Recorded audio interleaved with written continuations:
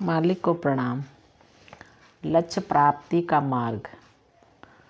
चारी जी कहते हैं, मेरे मालिक गुरुदेव समर्थ गुरु महात्मा श्री रामचंद्र जी महाराज शाहजहाँपुर वालों की जयंती के अवसर पर मैं आप सब लोगों का स्वागत करता हूँ। 12 महीनों का एक और चक्र पूरा हुआ और प्रकृति की प्रत्येक वस्तु में ऋतुओं तथा संसार चक्र में परिवर्तन के साथ साथ सामान्य तौर पर एक स्वाभाविक बदलाव आया है। मानवीय मातृत्व की क्या स्थिति है? क्या मानवीय परिवार के हृदय में कोई बदलाव आया है? क्या मानवीय व्यवहार में बदलाव आया है? क्या कहीं कोई ऐसा भी बदलाव आया है जिसका संवेदन अथवा अनुभव किया जा सके? हाँ, आया तो है, परंतु उसकी स्थिति पर बड़े अफसोस के साथ टिप्पणी के रूप में शेक्सपियर का प्रसिद्ध संवाद बोलना पड़ रहा है। डेनमार्क राज्य में सभी कुछ अच्छा नहीं है। सभी मानव मूल्यों में अत्यंत संवेदनशील रूप से नकारात्मक दिशा में परिवर्तन आया हुआ प्रतीत होता है। इस सीमा तक कि एक औसत मनुष्य भी मानवीय अस्तित्व के भविष्य के बारे में गहराई तक चिंतित है। मानवीय मूल्यों का पतन पूर्ण हो गया लगता है और ऐसा लगता है कि भविष्य के लिए शायद ही कोई आशा बची है।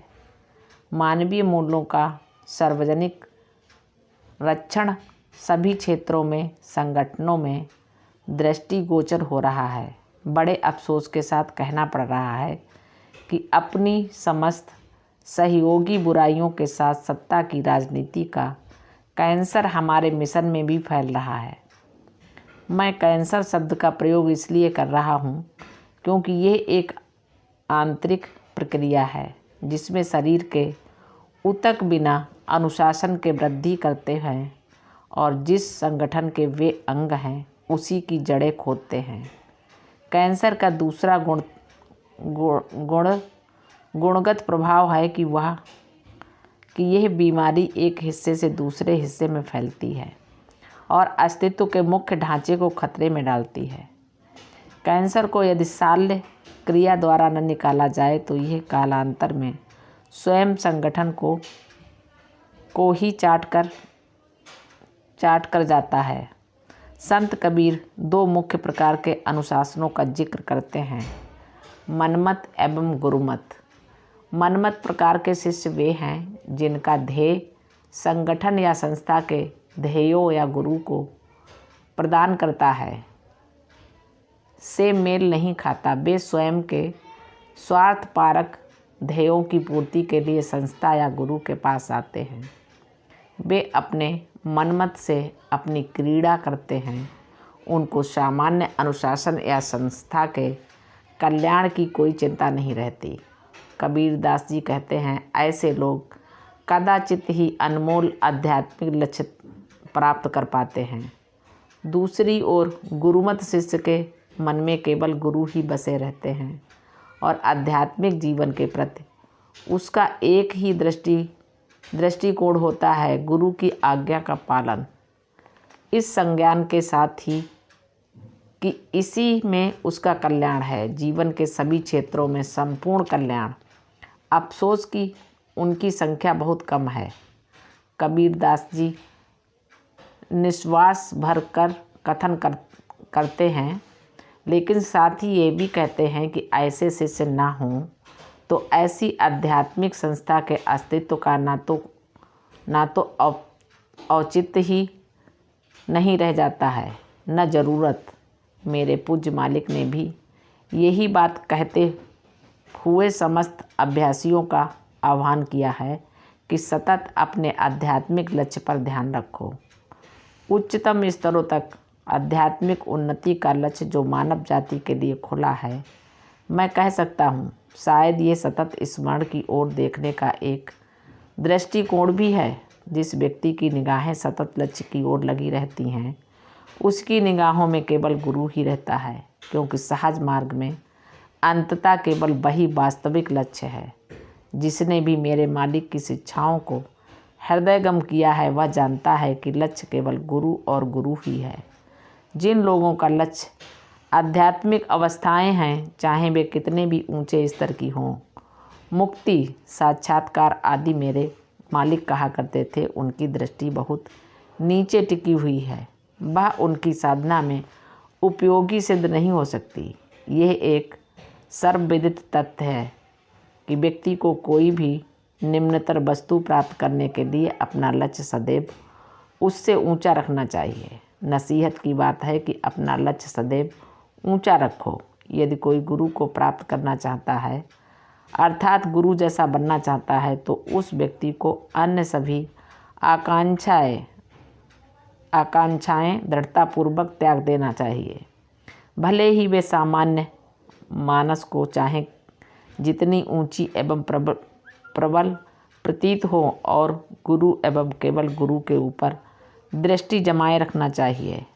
यह आध्यात्मिक मार्ग पर अग्रसर होने की अपरिहार्य शर्त है। जो व्यक्ति गुरु प्राप्ति के मार्ग पर चलना चाहता है, उसको अपने समक्ष केवल गुरु एवं गुरु की ही छवि रखना होता है। सदैव दृष्टि के सामने आगे आगे चलता हुआ, अध्यात्म मार्ग पर पथ प्रदर्शन करता हुआ, मार्ग पर आने वाली बाधाओं को हटाता हुआ, जो उसका भक्तिपूर्वक अनुसरण कर रहा है, उसके लिए मार्ग हमवार बनता हुआ जो ऐसा आचरण करता है, वह है गुरुमत शिष्य। ऐसा व्यक्ति गुरु की जिम्मेदारी बन जाता है, और यह कहना अतिशय युक्ति न होगी कि गुरु भी ऐसे ही शिष्य के लिए अस्तित्वमान रहता है। उसके यही लौकिक अस्तित्व का कारण वे गुरुमत शिष्य ही होते हैं। इसीलिए वे गुरुदेव ने बारंबार कहा है कि समर्थ गुरु मिलना आसान हो सकता है, परंतु सच्चा शिष्य मिलना दुर्लभ है। अब ये स्वाभाविक है कि ऐसे शिष्य केवल कुछ एक ही हो सकते हैं।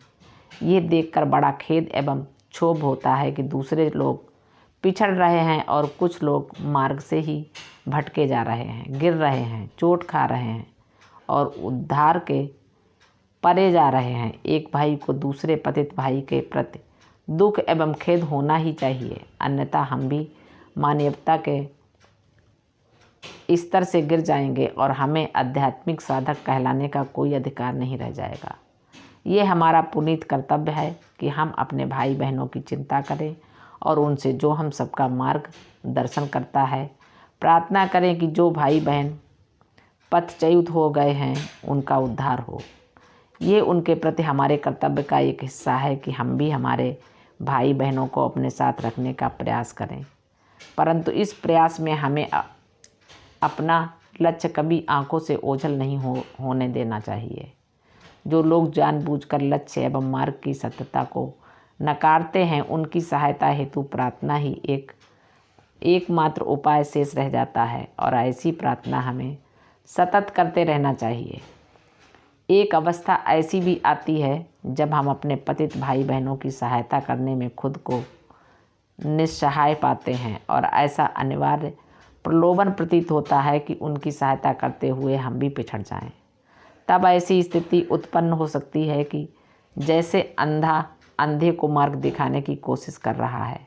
जो अभ्यासी सद्गुरु का अनुयायी है, वह कभी नेतृत्व करने की आकांक्षा नहीं कर सकता। उसे तो बस मालिक का अनुसरण किए जाना है। जब ये जरूरी हो जाता है कि वह उनका साथ छोड़ दे जिनकी वह सहायता नहीं कर सकता, तब वह भी उसकी निष्ठा एवं ध्येय की परीक्षा हो जाती है, और ये परीक्षा ऐसे जिज्ञासु शिष्य की नियति की निर्णायक भी सिद्ध हो सकती है। तब शायद सबसे बड़ी परीक्षा की घड़ी आती है। तुम मेरा चयन करते हो जो तुम्हारा मार्गदर्शक है, या पथच्युत लोगों के साथ पीछे रह जाना पसंद करते हो, जिनके पथच्युत होने में मेरा कोई दोष नहीं। कभी यह सामयिक प्रश्न भी पूछा जा सकता है, और उस समय हमारे पास इसका कोई उत्तर नहीं होगा, क्योंकि अंततः पतित लोगों का उद्धार करना भी उसी का और केवल उसका कर्तव्य है। और यदि हम उद्दंडतापूर्वक उस कर्तव्य को अपना मान लेते हैं तब हम भी उसी गलती में फंस जाते हैं जिसके कारण अन्य लोगों का पतन हुआ। हमसे कहा जाता है सबसे प्रेम करो, और यह हमारा मानवीय कर्तव्य भी है। हमें मालिक से उन लोगों के कल्याण की प्रार्थना करना चाहिए जो मार्ग में अटक गए हैं या पतित हो गए हैं, लेकिन हमारा उत्तरदायित्व तो वही समाप्त हो जाता है। हमें उनके साथ प्रेम बनाए रखना चाहिए और उनके लिए प्रार्थना भी करते रहें, परंतु हमारे स्वयं के आध्यात्मिक विकास की कठोर मांगें ये जरूरी कर देती हैं कि हम सतत अग्रसर होते रहें, इस पुख्ता संज्ञान के साथ उसका अनुसरण करते रहें कि वह पतित लोगों का उद्धार करेगा, क्योंकि उनके प्रति उसका प्रेम दिव्य है और उसकी समर्थ अनंत है, और अंततः वही तो उनके लिए उत्तरदायी है।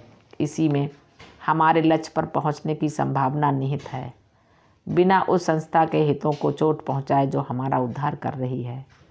यहाँ हम पिछड़कर अपने मार्गदर्शक को दृष्टि से ओझल हो जाने देते हैं, तब भी बेकार हो जाते हैं, न केवल खुद के लिए अपितु उनके लिए भी जिनकी सहायता के हेतु हम पिछड़े थे, क्योंकि अब हम खुद भी मार्ग खो चुके होंगे। मालिक का संदेश स्पष्ट है, सबसे प्रेम करो, किंतु लक्ष्य तक पहुंचने के लिए सतत उनका अनुगमन करते रहो। धन्यवाद। मालिक को प्रणाम। सभी अभ्यासी भाई बहनों को नमस्कार।